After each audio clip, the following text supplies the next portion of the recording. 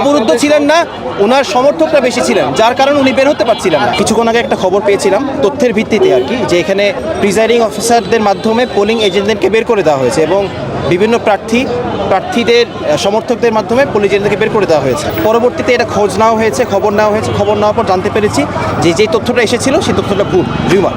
Polling এজেন্টরা ভিতরেই আছেন।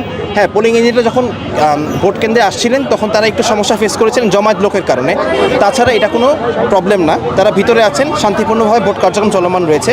Polling এজেন্টদের কোনো সমস্যা হচ্ছে না, তারা ভিতরে আছেন।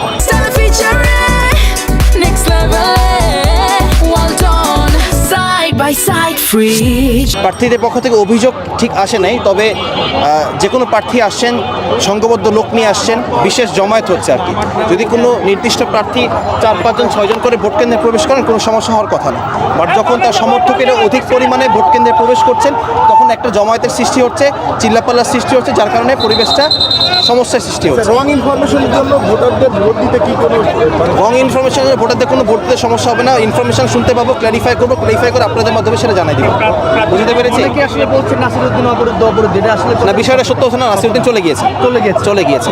অবরুদ্ধ ছিলেন না, ওনার সমর্থকরা বেশি ছিলেন, যার কারণে উনি বের হতে পারছিলেন না। এটাই উদ্দেশ্য ছিল, উনি জায়গা মতো চলে গিয়েছেন। এটা পার্টিকুলারলি ডিপেন্ড করে আর কি। 4-5 জনে ওনাদের বৈধতা দেওয়া আছে, বস করতে পারেন, বা সমর্থকরা যেন মানে বেশি সংখ্যক যেন প্রবেশ না করে, এটাই আমার অনুরোধ।